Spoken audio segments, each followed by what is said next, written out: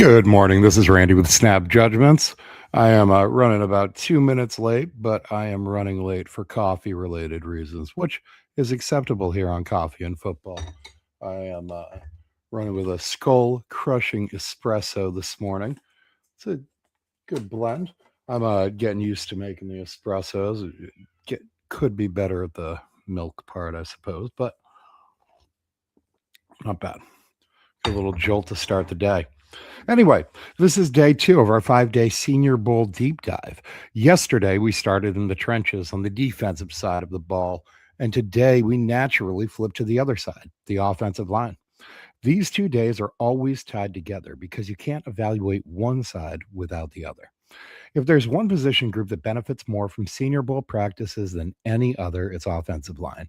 In recent years, we've seen prospects like Gray Zabel last year or Cole Strange a few years back work their way into the first round of the draft from being relatively unknown small school prospects prior to the event.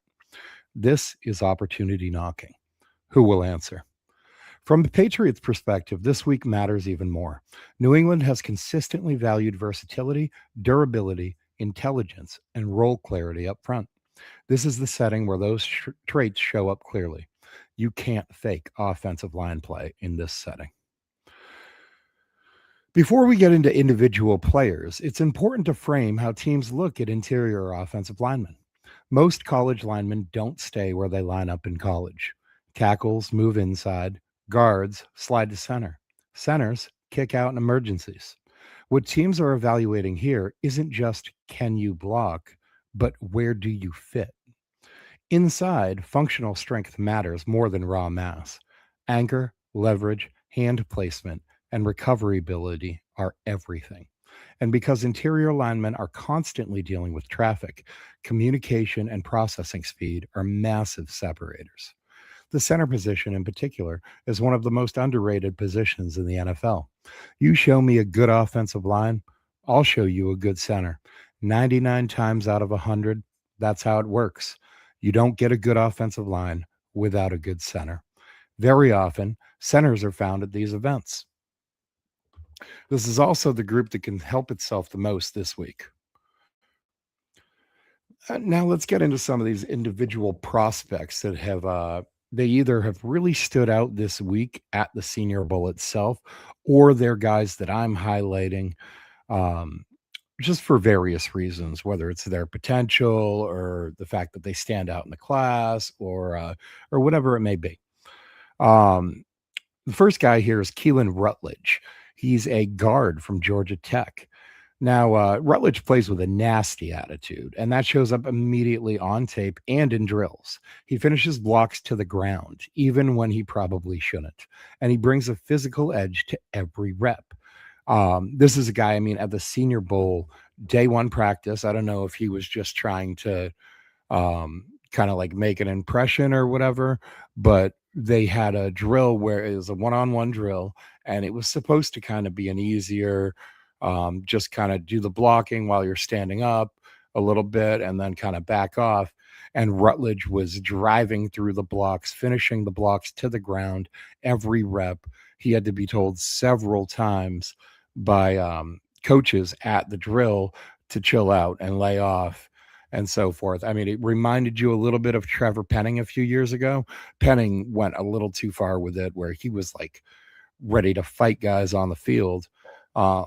Rutledge didn't quite get there, but it was an issue, and it seemed like it was an issue that his agents or his people must have talked with him about during the night of after day one, because he came out day two, he was a lot more just a lot quieter. He did his thing, but he didn't go overboard like he was on day one. Anyway, he profiles as an ideal pulling guard in a gap scheme with the athletic background to support it.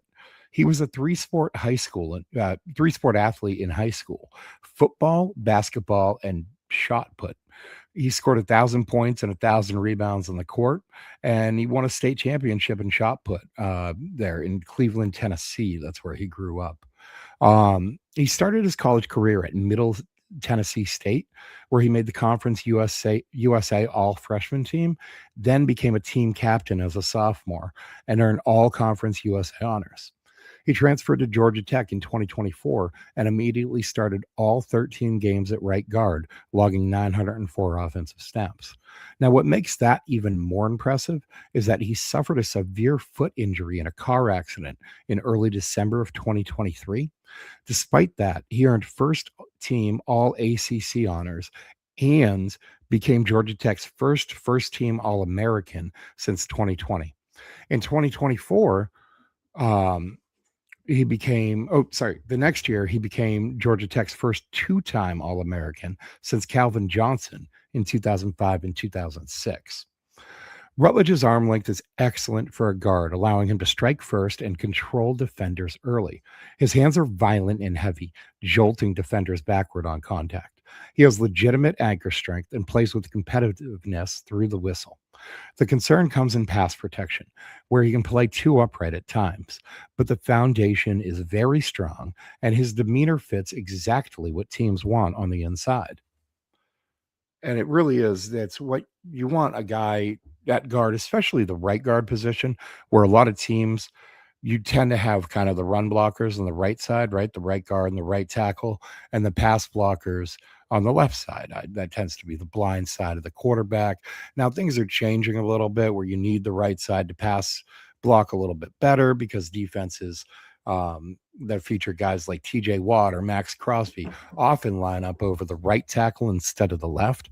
But still, generally speaking, in like a classical sense or whatever, an offensive line is going to be built with those nasty, mean run blockers on the right side, those guys that just want to get out and finish guys to the ground, pancake blocks on the run game, stuff like that. Um, you want that sort of nasty finishing mean streak in a guy. From a Patriots perspective, you think back to a guy like Logan Mankins. Okay, that was the exact attitude, the exact play demeanor. He was kind of the prototypical offensive guard and a really good offensive line. Moving along to the next guy, we've got Jake Slaughter out of Florida. He's a center in this class. He's 6'4" and a half, 305 pounds, nearly 10-inch hands, and almost 33-inch arms. Now, he's one of the more complete interior offensive linemen in this group. A member of the 2022 class, he played primarily on special teams as a freshman, then moved into a starting role as a sophomore, starting 8 out of 12 games. By 2025, he was a second-team All-American and first-team All-SEC selection. He started all 12 games in 2025 and allowed only one sack all season. That production matches what you see on tape. Slaughter is exceptional pre-snap, diagnosing defensive looks and adjusting protections quickly. He plays with a powerful punch in the run game, has outstanding awareness in pass protection, and brings Iron Man durability. He's a two-time team captain, has started 33 career games, and has steadily improved every year. Slaughter is scheme versatile and should fit anywhere. Whether teams view him as a guard or a center, his processing speed and reliability give him a very high floor at the next level. Small things set him apart. One example I would bring up is reports from Mobile that of the center prospects practicing, Slaughter was the only one checking in with the QBs, making sure they liked his snaps, asking about any necessary adjustments. And sometimes it's those small things that are the difference between you being a backup rotational interior offensive lineman and the team's starting center. And that can be the difference between you being drafted on day 3 and being drafted on day 2 or even late round 1. We see centers go there, late round 1. You think about Tyler Linderbaum to Baltimore. I think he went 24 a few years back, something in that range, 24, 25. So we see centers go there. Now, Slaughter is probably not projected there. I think most people have him landing somewhere on day 2. If you're able to get him at like the beginning of the 4th round, that'd be incredible value. Moving right along, but staying in the same state, we've got James Brockermeyer. He's a center from Miami. 6'3" and 1/8, just under 300 pounds, so a little bit undersized for the center position. 9 and 3/8 inch hands and 32-inch arms. Again, you're going to see those shorter armed guys on the interior where leverage matters a little bit more. Um, James Brockermeyer, he wins with intelligence and technique. He's an excellent pass protector, plays with a nasty streak, and is consistently praised for his work ethic and character. He's attended TCU, Alabama, and Miami. So a three school guy, which can be a little bit of a red flag to some of these guys sometimes. Teams will want to sit down with him and discuss, why the jump from here to here to here. You can often understand when it's kind of like an upwards jump, like TCU to Alabama, for instance. But when it's kind of a lateral jump, which might think Alabama to Miami is, you want to know why. And it's not always a disqualifier either. Sometimes it could be about opportunity, scheme fit, or maybe a coach that he was following, or the guy that initially recruited him, something to that nature. So not always a disqualifier, but definitely a little bit of a red flag that teams are going to want to follow up on. But overall, that experience shows up in how comfortable he is handling pressure. Now, Brockermeyer's a short area blocker who doesn't consistently get to the second level in the run game, and his run blocking lags behind his pass protection. But when asked to protect the quarterback, he's reliable and technically sound.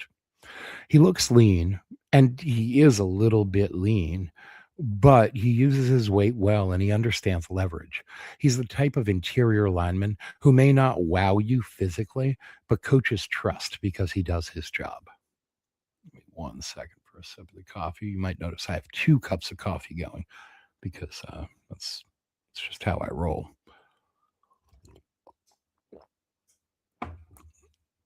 All right, we're going to pick up next with Ted Height. This is another center prospect out of Kansas State, 6'4" and a quarter. Another guy that's just under 300 pounds at 297, 9 and 3/8 inch hands and 32-inch arms. Very similar build to Brockermeyer. And you're going to see these guys, all they kind of tend to have a similar build, and often the smaller guys are moved into center. They're a little more athletic, a little quicker. Their physical skills work better at the center position in the NFL. So if they can figure out the snap process with the quarterback, which isn't always as easy as it sounds like it might, like it should be or whatever, then they'll slide in. But Ted Height, he was a center in college. Same with Slaughter, and the same with Brockermeyer. So all these guys are natural centers, not sliding over, like we talked about with Brian Parker, the second out of the Shrine Bowl episode. Anyway, Ted Height has been described by Todd McShay as a technician, and that fits. Trevor Sikma from PFF noted the other day that he didn't see Height lose a full rep. Even when he initially got beat, he recovered immediately. Now, that's talking about the one-on-one drills at the Senior Bowl practices. I spoke with other evaluators in mobile that gave me the same sort of evaluation, but they also didn't see him lose a rep. And when he did initially get beat, he adjusted accordingly. So Height started the last 25 games of his career at Kansas State, and he shows excellent awareness and balance. Now, he has a strong re-anchor, stays attached when knocked back by bigger rushers, and plays with control. He didn't see a ton of true pass pro reps in college, which is common for interior linemen in run-heavy systems, making this week especially important for him, and those one-on-one drill pass pro reps, those are key for a guy like this. Okay. Also, same with we talked about Keelan Rutledge. Some of these guys just come from systems that are so run heavy, especially these days where so many quarterbacks are mobile, falling back on their legs, and not even falling back on their legs, but like relying on them heavily as a first option instead of throwing.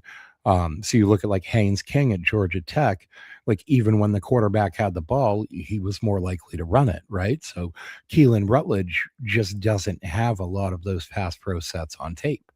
It's a common problem throughout some of these guys, and a setting like this really gets you to see, where their strengths and weaknesses might lie in that phase of the game.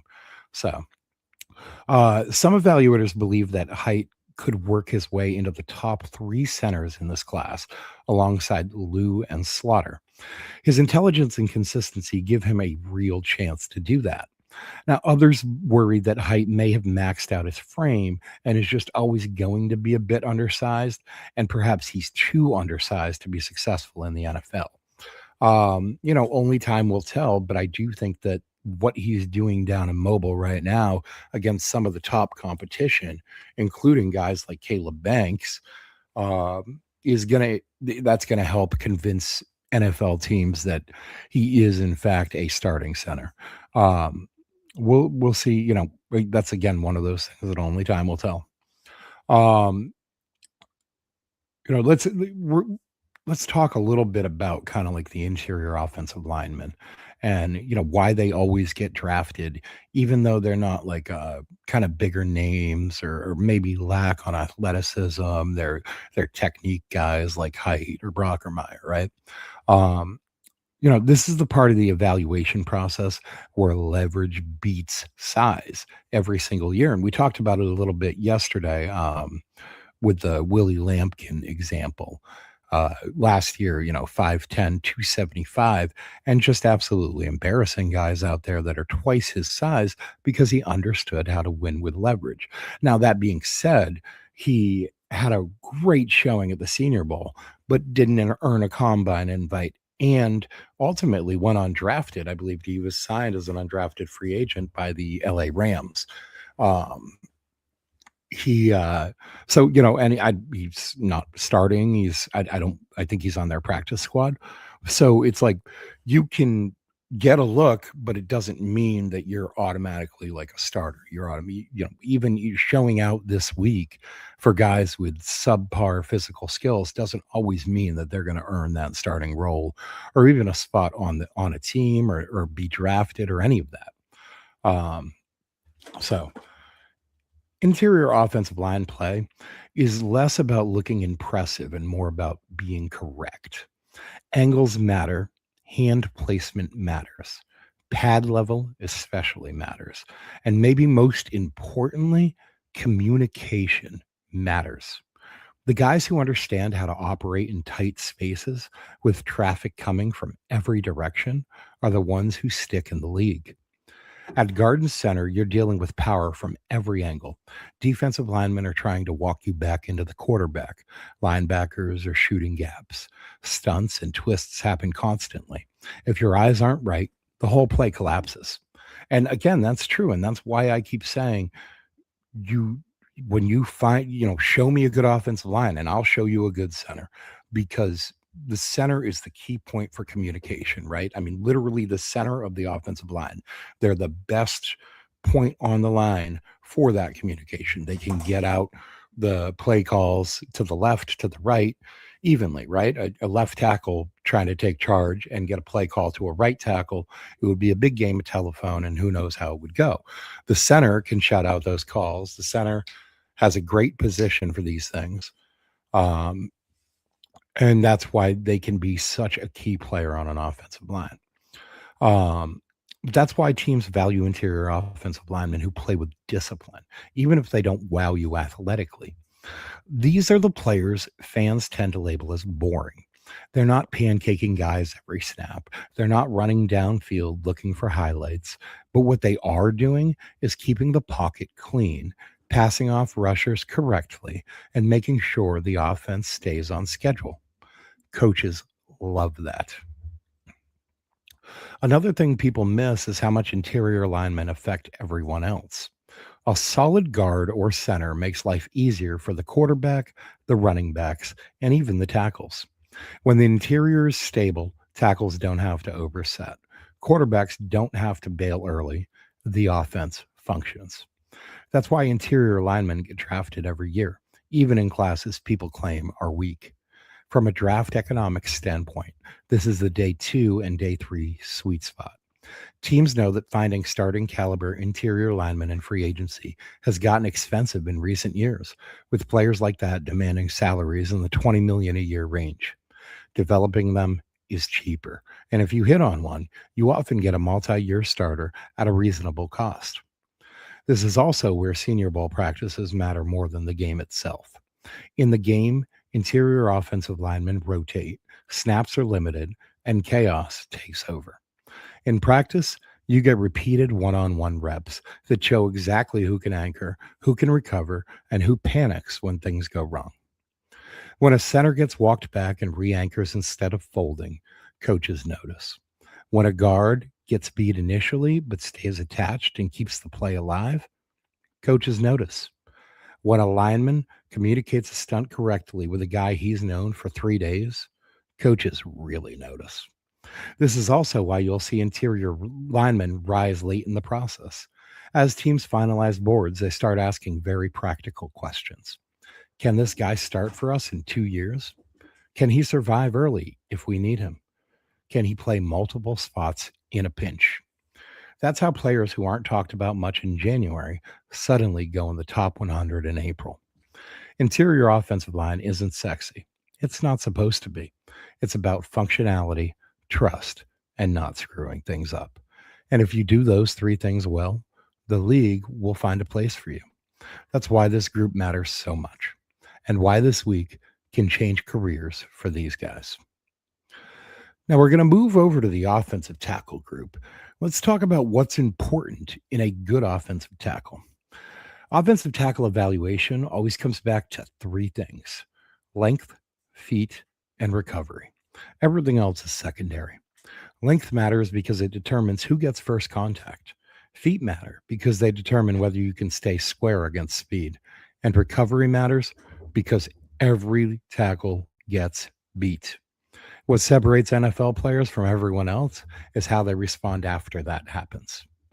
This is why senior ball practices are so revealing for tackles.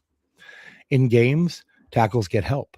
Tight ends chip, running backs scan, quarterbacks move the pocket. In practice, especially in one-on-ones, all of that disappears. You're isolated in space and your footwork is exposed immediately. If your kick slide is slow, it shows. If your balance is poor, it shows. If you can't redirect once a rusher counters, it shows. That's also why left versus right tackle projection matters so much here. Teams are watching to see not just if a player can block, but where they fit.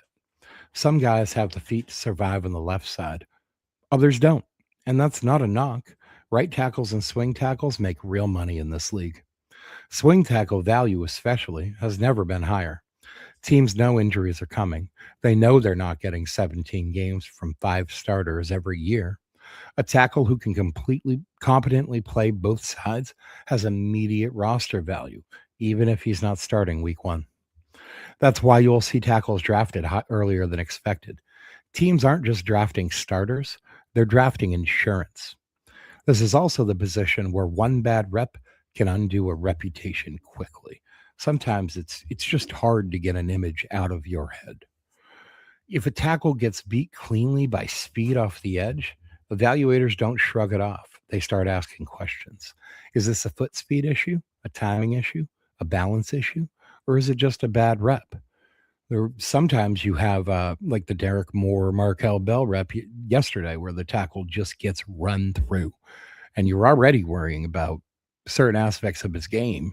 Now you have a whole new aspect to worry about from a coaching perspective.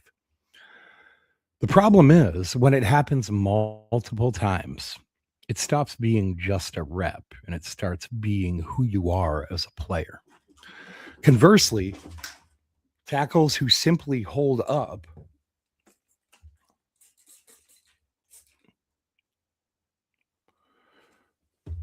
can help themselves dramatically. You don't have to dominate. You don't have to pancake edge rushers. You just have to stay alive, stay square, and not panic. Recovery ability is huge here. When a tackle oversets and gives up the inside, can he re-anchor? When a rusher threatens speed and counters inside, does the tackle collapse or does he stay attached? These moments matter more than highlight blocks. Another thing teams are watching closely is how tackles handle length. Long armed rushers force tackles to be precise.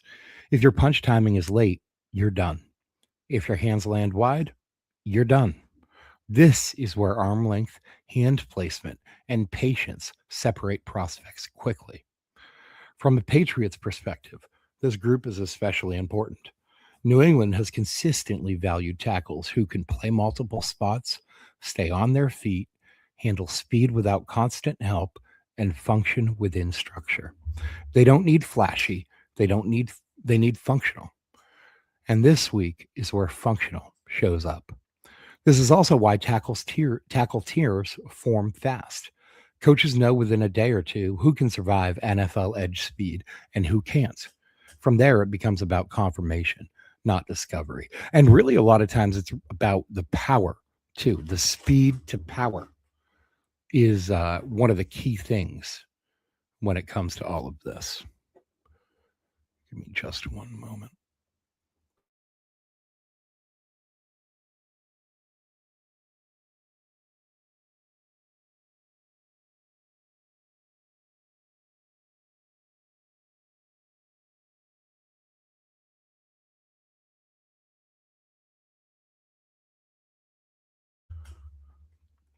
All right, sorry about that, guys.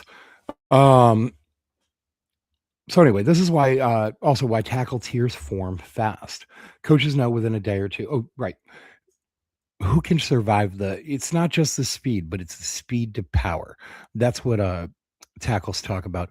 I watched an interview this past season where the retired tackle Teron Armstead, who said something to the effect of like he retired because he just couldn't handle uh the power of guys like Jared Verse. Okay. He specifically cited Verse and specifically said something about like when Verse hit him, he was just like, wow. And then kind of decided in that moment, okay, today, now's the time. Now's the time. And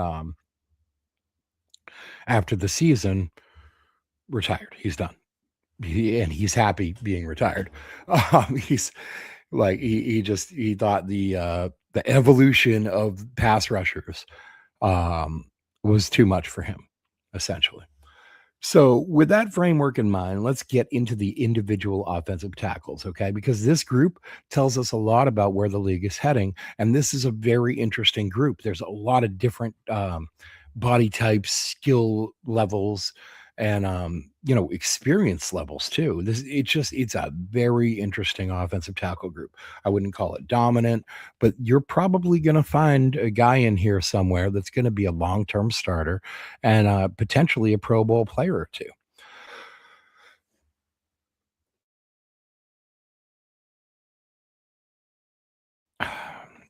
Excuse me. Thank God for that mic mute button there. All right. The first prospect we're going to get into is an interesting guy. He's Max Ihian Acor. Okay, it's a tough last name to pronounce, but Ihian Acor is how I'm pronouncing it. This is an offensive tackle out of Arizona State. Okay, it's 6'5" and 5'8", 34 and a half inch arms, which 34-inch is again the threshold, generally speaking. We saw last year a lot of conversation about arm length revolving around Will Campbell, and we've kind of seen the reason for that throughout these playoffs.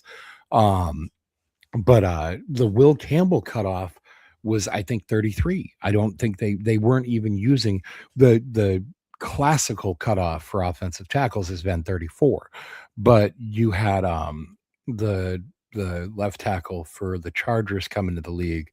I'm trying to blank on his name, but he came into the league and was 33-inch arms or just over Rayshawn Slater. That's the guy. Rayshawn Slater. Something like 33 and an eighth or something like that. And all of a sudden the new benchmark became 33. But really historically and classically, it's always been 34-inch arms for most teams. There are a few outliers that were okay with under 33-inch. on some occasions, but 34-inch was generally the benchmark. So 34 and a half inch arms for him, 9 3/8 inch hands. Now, Ian Acor has a basketball player build with thinner legs, which raises questions about whether he can consistently hold up against power in the NFL. Now, his build makes sense. He was a basketball player until just a few years ago. He actually didn't even start playing football until 2021. Now, he spent 2 years in JUCO learning technique, then transferred to Arizona State. In 2023, he was thrust into action early due to injuries along the offensive line. And by 2024, he was the full time starting right tackle. In 2024, he helped pave the way for Cam Scadaboo's productive season, showing smooth footwork, long kick slides, and excellent grip strength. Once he gets his hands on a defender, the rep is often over. He has the athleticism to recover when beaten, but teams will want to see how he anchors against bull rushes. I'm currently projecting Ahian Acor as a day 2 pick in this April's draft. Next prospect is Cage Casey. Now, it's Cage spelled with a K, Casey spelled with a C. He's an offensive tackle out of Boise State. He measured in at 6'5" and a quarter, 309 pounds, with massive 10-inch hands and 33 and a quarter inch arms. So this is a guy you see that's falling under that 34-inch threshold and pretty much automatically being kicked inside by most people, with the exception that, hey, maybe he could start a little bit at right tackle, but probably a guard in the NFL. Cage Casey looks bigger than he measures, and he plays with a strong base, but he's stiff and lacks bend.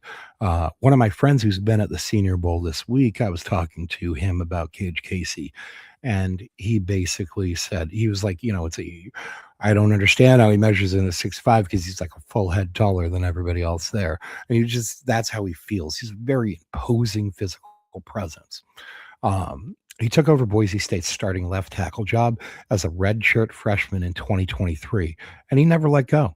In 2024, he allowed 0 sacks and 924 snaps. And over 2,730 career snaps, he's allowed just 7 career sacks and 47 pressures. He was called for only 3 penalties in his entire career, one of which was declined. In 2025, he did allow 5 sacks, a little bit of a down year, so that matters contextually. Now, Casey projects as a right tackle or guard at the next level, like I was talking about earlier, probably a guard. He recovers well when initially beaten and plays with consistency, even if the athletic ceiling is limited. He's a little stiff, like I said, and lacks bend.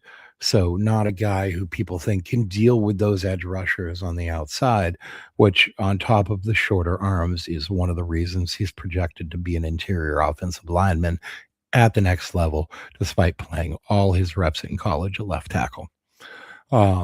Casey, I have projected as a likely day 3 pick in April's draft. The next player we're going to get into is Jude Bowery, offensive tackle at Boston College. Now, Bowery measured in just a shade under 6'5" at 6'4" and 7/8, 314 pounds, with gigantic 10.5-inch hands and 34 and 1/8-inch arms. Bowery is a really interesting case study in how patience and development matter for offensive linemen. He was a 3-star recruit out of Maryland, came to Boston College, and spent 2 full seasons redshirting in 2022 and 23 before finally taking over as the full-time starting left tackle in 24. That background matters because when you watch Bowery, you don't see a raw player. You see someone who's been coached up and understands how to move. Early in the process, there were concerns about his arm length, but those turned out to be completely unfounded. Measuring in at 34 and an 1/8-inch arms, he checks an important box for teams looking at tackle projections with certain arm length thresholds. Where Bowery really stands out is movement ability. He's twitchy, explosive, and moves extremely well laterally. His foot speed shows up immediately in zone blocking concepts where he can reach defenders, climb, and redirect without looking stressed. That kind of mobility gives him a chance to survive on the edge, even against quicker rushers. However, the concerns are real too. His pad level can be inconsistent, and when he starts to play tall, you see him lunge. That lunging is what originally fed into the arm length narrative, not because his arms are short, but because his technique can put him in bad positions. When he leans, defenders can get into his chest and disrupt the rep.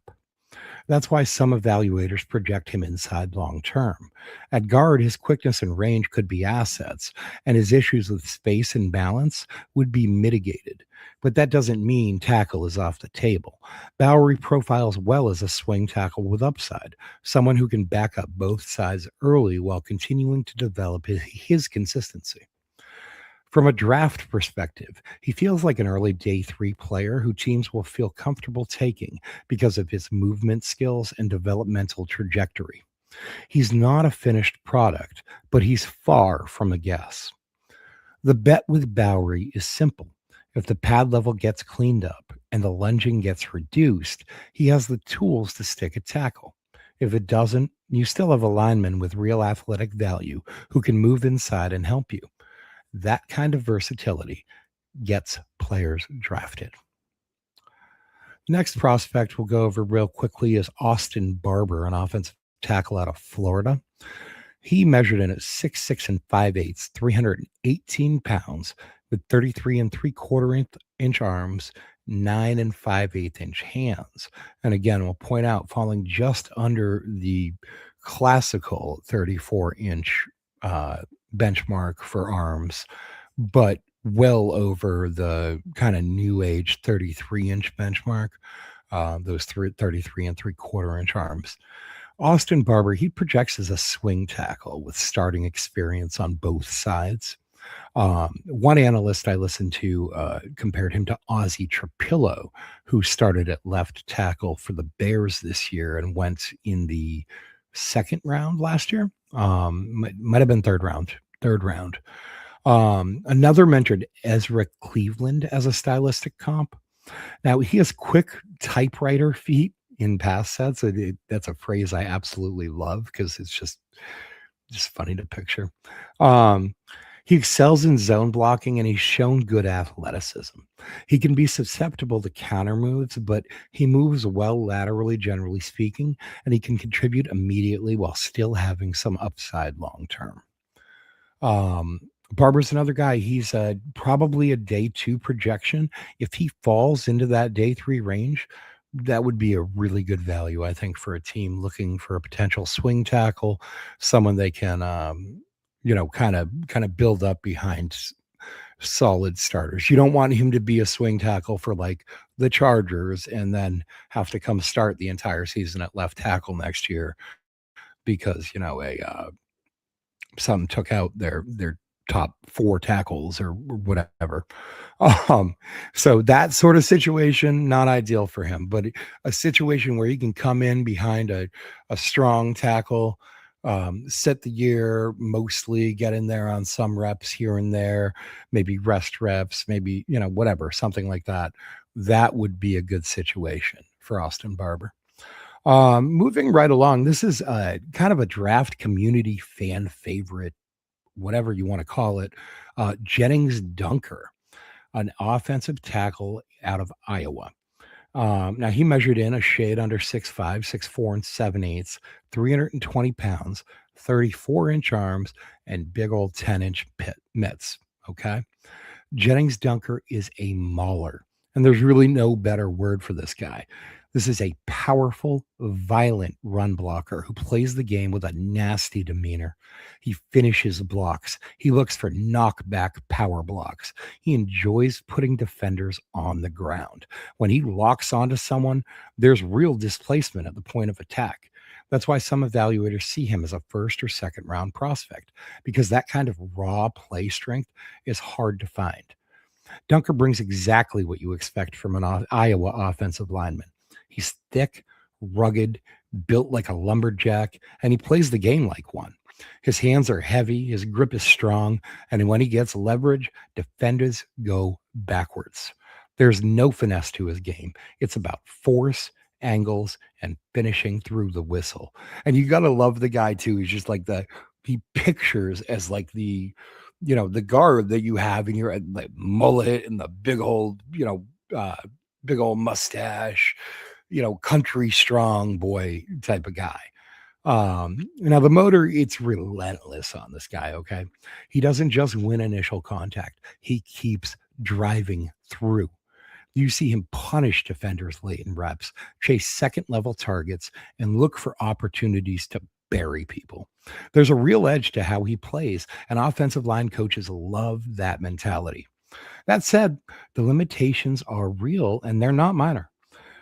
Dunker is rigid and stiff. He struggles with change of direction and doesn't bend particularly well at the knees or ankles. His lateral agility is limited, and that shows up in pass protection, especially against quicker, more explosive edge rushers.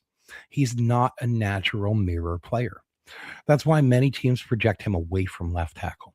He may be best suited for right tackle or guard, where his play strength can be maximized and his movement limitations can be hidden. At guard, he could be a road grader. At right tackle, he can collapse edges in the run game and survive in pass pro with help and proper scheme fit. His 34-inch arms are just good enough to stay at tackle, but they're not elite. Combined with the stiffness, it creates a narrower margin for error against high end pass rushers. When he loses leverage or gets forced to redirect, suddenly the rep can go sideways fast. And just like so you talk about a guy like a Will Campbell, right? With the shorter arms, the athleticism gets him by. The bend, the the ability, the lack of stiffness, the fluidness of the hips, the ability to flip hips quickly, get out into your pass set quickly, recover quickly if you need to. If you don't have those things, you cannot get by with the short arms. And it's also a reason why I worry about Will Campbell, not even just now, but like in a few years, right? He's young now. He's like 23 or whatever. He's like at his most athletic in terms of like fluid, quick movement, that sort of athleticism. What about in a couple years when he's not quite that quick? When he's put on a couple pounds, he's core strength has grown out a little bit. That athleticism won't be there anymore. So why not just start him at left guard now? But anyway, that's a little aside deep into Patriot stuff. So anyway, getting back into Jennings Dunker, look, this is why teams are still going to draft this guy early is because he has absurd play strength, and that matters. You can't coach it. You can clean up technique. You could scheme protection. You can give help, but you just cannot manufacture the kind of raw power that Dunker brings to the table. And when you pair that with a mean streak, intelligence, and a relentless motor, you have a player who is going to carve out a role in this league. This is the kind of offensive lineman who changes the tone of a run game and sets the tone of an offensive line. Defenses feel him, linebackers hesitate, edges start thinking twice about squeezing down. The question with Dunker isn't whether he can play in the NFL. He absolutely can. The question is where and how are you going to use him? Put him in the right role, and he can be a real asset. Ask him to be something he's not, and the limitations show up quickly. That's why his evaluation is so fascinating and why teams will be split on him all the way until draft night. Now, the next prospect I've got for us to take a look at is Markel Bell, an offensive tackle out of Miami. This guy is massive. Okay, measured at just under 6'9". Let's get in a little bit about him. He might be the most extreme body type in this entire offensive line group, and he's one of the most polarizing evaluations you'll hear scouts argue about this week. His Senior Bowl started rough. Okay, we talked about this yesterday on the other side of the ball. But on day one, he got absolutely bulldozed on a rep by Derek Moore. And that rep immediately circulated the social media rounds because it exposed the exact concerns teams already have about him. Um, just that when he's going to lose, when he loses leverage, things go sideways quick. Now, that particular rep, it was just like he just wasn't ready for that kind of power. Okay. Moore drove directly through the middle of him. But it's the sort of thing you worry about with taller tackles like that. Once you start getting above like the 6'6" range, I don't know, man. Um, Bell's story matters here, though. He was a zero-star recruit coming out of Cleveland, Mississippi. He went the JUCO route and eventually emerged as Miami's starting left tackle. So that path alone, it earns him respect. Okay, he's only been at Miami since 2024, 2 years before that at JUCO, and so we're talking, 4 years ago, he was a zero-star recruit out of Cleveland, Mississippi. Um, this path, look, it means he's got a good work ethic. He's perseverant, and he's shown a good arc of development. Physically, you can't deny the appeal, right? This guy measured in at 6'8" and 3/4, 358 pounds, with 36 and a half inch arms. Okay, 36 and a half inch. We talked about 34-inch being the classical benchmark and 33-inch being the new age benchmark. This guy is a full 2.5 inches above 34 inches, which gives him an absurd wingspan. Okay. I mean, you think about the size of a 6'9", 360-pound guy from shoulder to shoulder, and then you add on 73 inches worth of arms. Okay. You're at 73 inches wingspan just on arms. Now, the Senior Bowl didn't put out official wingspan measurements, so I can't give them to you, but 73 inches, and you're probably going to add shoulder to shoulder, I don't know, 16 inches. We're talking about a guy with close to a 90-inch wingspan. That's ridiculous. Like, just ridiculous. It's um, so he's a rare human, okay? His length is exceptional. When he gets his hands on pass rushers, it's very difficult for them to disengage, and it's almost impossible for him to not get his hands on you first, right? I mean, he's the 36 and a half inch arms. Most edge rushers, you're talking about 34. On elite length is 35. This guy has a full inch and a half on even elite length arm, you know, rushers. So he's gonna get his hands on you first, most likely. Um, he's legitimately strong, and his reach allows him to make first contact more easily than almost anyone in the class, and maybe almost anyone on the planet, to be honest. So that's the upside. But the problem is how that body is built and how it moves. Now, Bell, he's extremely top heavy. He's got noticeably skinny legs for someone his size, and that's going to create constant leverage issues.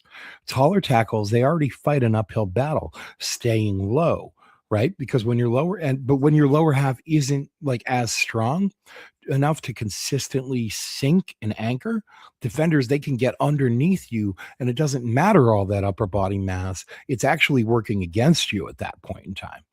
Um, so you could see this show up against power rushers who attack his chest, but it's even more pronounced against quicker players. Bell's not very mobile, okay? If his ridiculous wingspan doesn't keep you contained, he's screwed.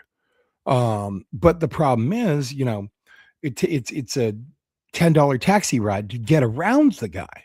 Okay. So it's a, you know, bit of some good and some bad. And you've got to limit that bad and maximize the good. And you've got to find the right system for him too. So, his lateral quickness is limited. When he's forced to redirect, he struggles to stay attached. Speed to power rushers can stress him, and interior counters can beat him cleanly. He's not a mover. He's a pocket setter. Okay. He's the guy that you want with a relatively like a stable, stationary quarterback. Okay. He is not the guy you want leading the way for Lamar Jackson or even in New England, Drake May.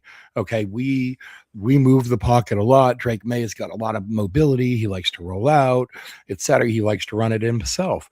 This is not a guy that's going to be down the line making big blocks at the second level in the same way that like a Will Campbell is, or even we see Morgan Moses get out on those blocks. Garrett Bradbury's out there a lot of the time at the second level, just taking out linebackers and safeties. Markel Bell is going to be lost in the mix somewhere back there at the line. So he's not going to fit into those sorts of systems. Okay. Um, if you're asking Bell to move laterally in space, climb to the second level, or consistently cut off angles in the run game, you are setting him up to fail. His run blocking is poor overall, and his movement limitations make him a liability in zone heavy schemes. But if you're asking him to set a firm pocket, stay square, and use his length to widen rushers, he can survive, especially with help. In obvious passing situations with a clear landmark and no requirement to move much, his size and strength can be useful. So, this is where the evaluation gets tricky. Some teams will look at Bell and say that body type is unfixable. Others will say, give me that length and strength and we can work with it. Historically, tackles in the 6'8" to 6'9" range have always been hit or miss, and they often are put on the right side where the big, like Mauler type of thing helps in the run game. That's what's hard with Bell is he's not a run blocker. So it's either left side or bust. And if he cannot work on that lateral movement, being able to contain the speed rushers, it's simply not going to work out with him in the NFL. He's kind of one of the bigger hit or miss guys in this league. Um, so if you're a team looking for a stable stationary pass protector who can help you survive obvious passing downs, Bell might make sense. But if you're looking for versatility, movement, and run game impact, he is not your guy. I'm going to move right along to the next guy, Demetrius Crownover, an offensive tackle out of Texas A&M, where he played right tackle. Um, Now, Crownover is one of the most physically imposing offensive linemen at the Senior Bowl. And through the first 2 days of practice, he's quietly been one of the better performers on the offensive line. I had several scouts and analysts tell me yesterday he was the best offensive lineman on his team in his practices. Um, Crownover is massive and physical, a former tight end who converted to tackle early in his college career, right? He's only been playing tackle for a few years. He was a tight end prior to that. Imagine a 6'7", 330-pound tight end. That background shows up in flashes. There's more coordination and body awareness here than you'd expect from a player his size. At 6'6" and 7/8 and 331 pounds with 35 and 5/8 inch arms, he looks exactly like what teams draw up when they talk about prototype tackle size. And again, especially for the right side where you want that mauling wall of tackle. The guy I always think about is, for whatever reason, is old Minnesota Viking Phil Lodeholt, who was like 6'8", 400 pounds. But you could go into today's game also and look at Houston Texans right tackle Trent Brown. Now, he sat out the playoff game against the Patriots with an ankle injury, but he's had a long and solid career in this league. Again, he's like 6'8", like 410 pounds. People in the league describe him as the largest human being they've ever encountered. He is a massive, massive human being, and he works great in the run game. And that's, again, you can make a good career with that skill set here in this league. Um, Coming into the week, the concerns about Crownover were clear. He lacks lateral quickness. He tends to play a little upright, and he'll leave his chest exposed at times. And playing a little upright is, again, it's a common issue with guys of this size, right? They're naturally tall. They're naturally going to play with high pad level. They're naturally going to struggle in leverage situations. They're going to have things to make up for. As much as having a gigantic body size can help in these situations, it also gives you some serious limitations that you have to think about and make up for later. Um, Now, this is where Senior Bowl context matters, right? In mobile, those limitations haven't shown through nearly as much. Crownover has looked strong, composed, and powerful in practice settings, particularly in one-on-one drills. He's been able to sit down against bull rushers, control the point of attack, and win reps simply by being bigger, stronger, and more disciplined with his hands. One rep in particular sums up his week so far. He went up against Romello Height, an undersized speed rusher whose entire game is built on quickness and bend. Now, this is exactly the type of guy that you want to know how Crownover is going to perform against. Can these little quick guys outquick him, get around him regardless of his length, etc.? Romello Height found out the answer to that question the hard way. During the rep, height accidentally, I mean, probably accidentally, whatever, but ripped Crownover's helmet off during the rep. Crownover finished the block anyway, driving height outside the pocket. Now, that rep tells you a lot. It shows play strength, it shows competitive fire, and it shows that even when things go wrong, Crownover doesn't panic. He stays engaged, keeps working, and finds a way to survive the rep. Coaches love that. Through 2 days of practice, Crownover has consistently held up better than expected. The foot quickness concerns are still there. He's not suddenly a twitchy mover, but his ability to absorb contact, re anchor, and recover has stood out. He's using his length better, striking first, and not giving rushers clean access to his chest as often. That's exactly what teams needed to see. Dane Brugler recently highlighted Crownover as a potential top 100 pick with starting upside, and weeks like this explain why. Trey Zune, the other side of the offensive line at Texas A&M this past year, he was a left tackle there, is one of those players. He's our next prospect. He's one of those players who forces evaluators to separate how well someone plays from where they ultimately fit. From a pure technique standpoint, Zune is an outstanding pass protector. His hand usage is advanced, his timing is clean, and he understands how to stay square and patient in pass sets. He doesn't panic when rushers threaten speed, and he does a good job controlling reps with placement rather than brute force. That's not accidental. Zune has been a starter since 2022, and that experience shows up in how calm he looks in protection. He is also a 2 time team captain, which matters for offensive linemen. It speaks to trust, communication, and accountability, traits teams value heavily inside. Where the evaluation gets complicated is with his arm length. I mean, we talked about that a few times, right? This guy's 6'6" with just under 33-inch arms. That's a problem for a tackle in the NFL. Measuring in at 32 and 7/8 inch arms, he falls below the preferred threshold. That doesn't mean he can't play tackle. It means the margin for error is smaller. And actually, for most teams, it does mean that he can't play tackle. Uh, for us, the Patriots, it may not. But even when asked about Will Campbell and when asked about like, hey, would you draft other guys that had short arms? Vrabel said something about like you don't want a team full of outliers, right? Even if you have one guy that can make up for being a historical outlier physically, you don't want the entire offensive line made up of little T-Rexes who have absolutely zero wingspan because you just aren't going to be able to cover as much ground. There are some physical realities to the NFL. So, um, now against longer, more explosive edge rushers, his lack of reach shows up when rushers get into his chest early. Because of that, many teams project him to move toward a move inside to guard at the next level. That projection is not a knock on his ability. In fact, it might maximize it.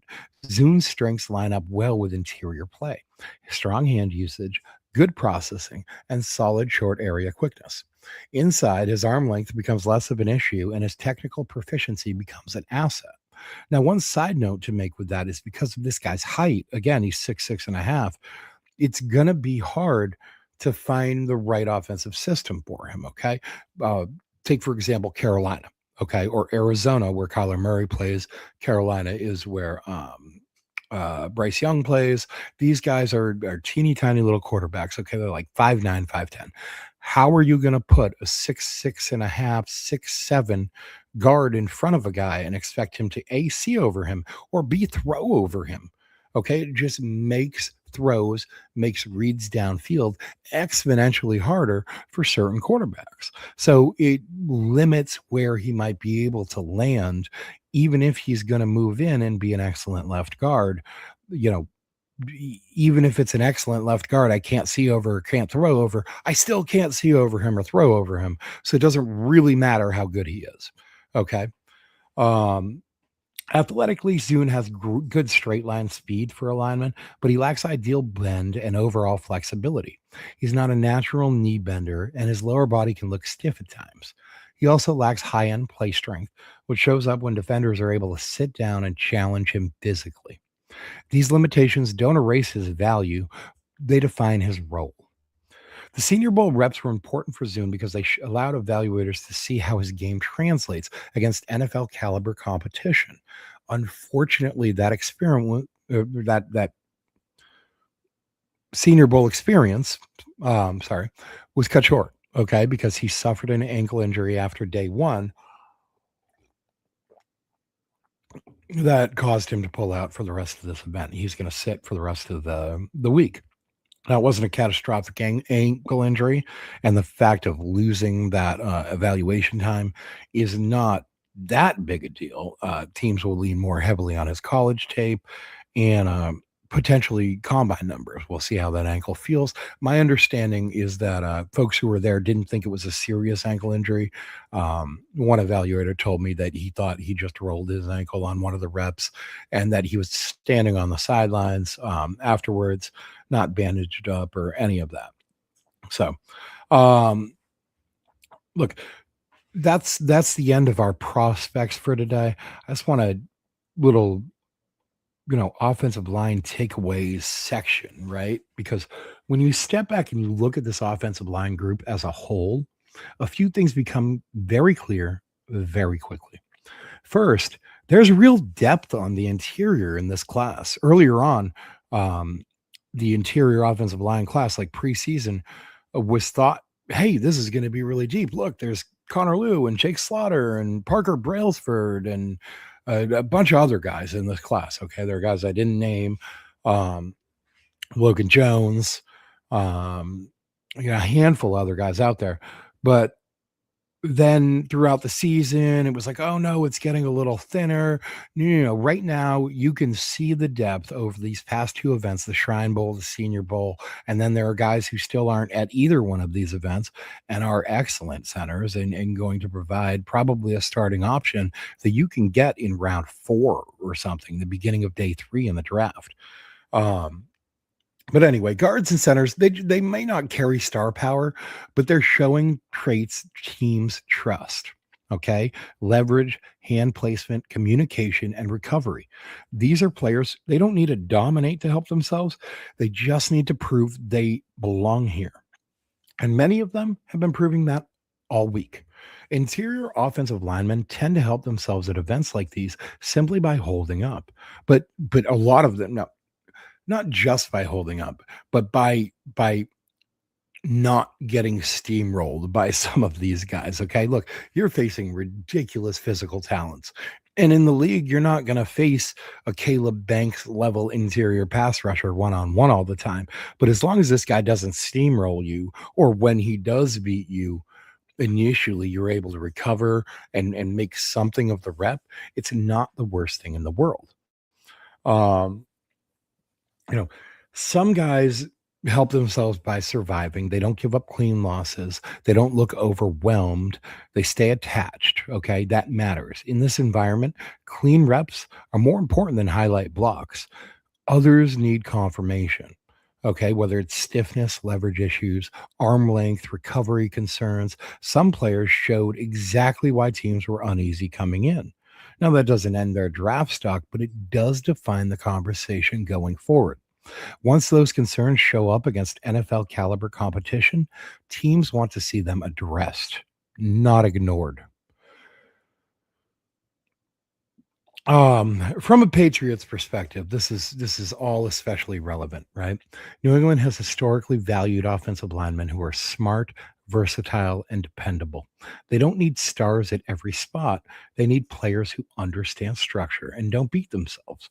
Because at the end of the day, the offensive line is not about stars. It's about a cohesive unit of guys working together in unison.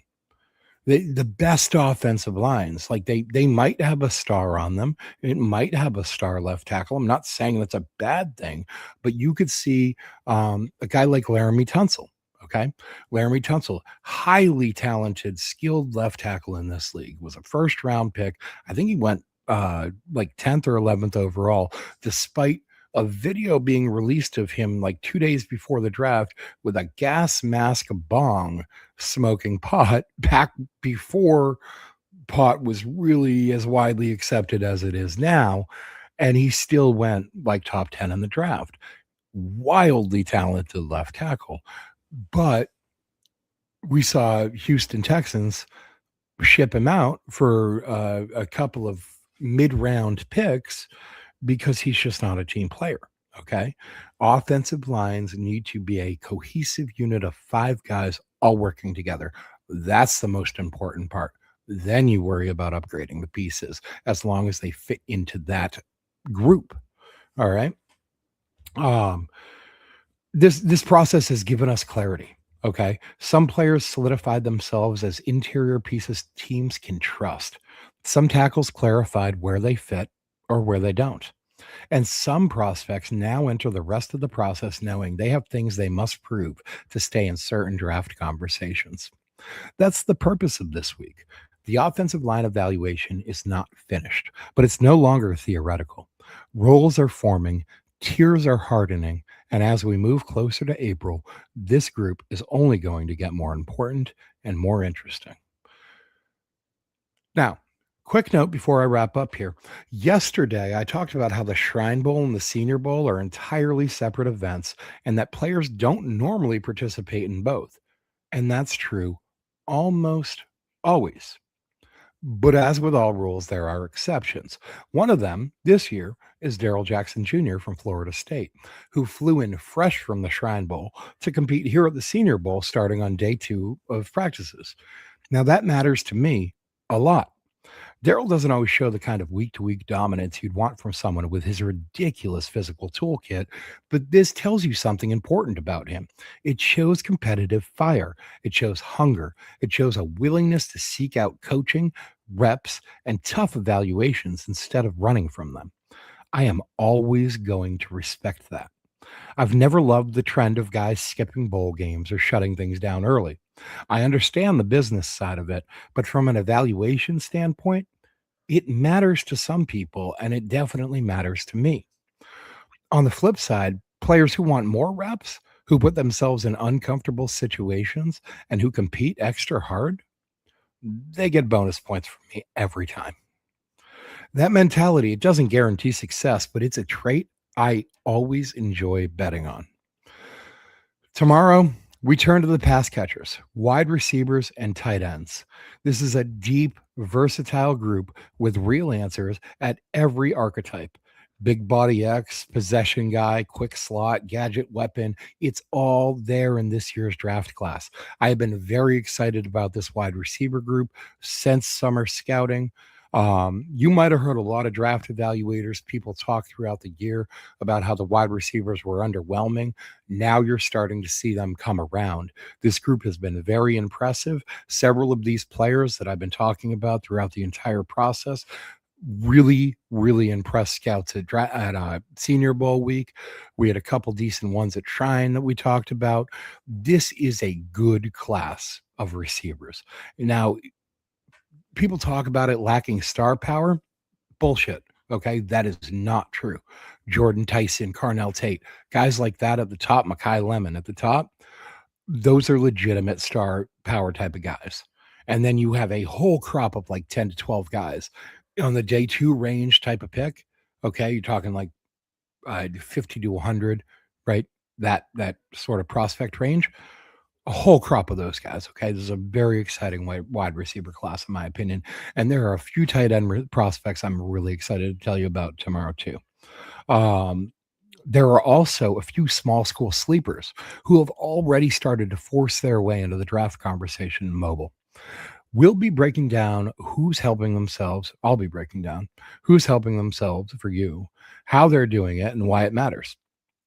Today is part 2 of a 5-day series. Tune in tomorrow for part 3. Thanks for watching. Subscribe to Snap Judgments so you don't miss a video.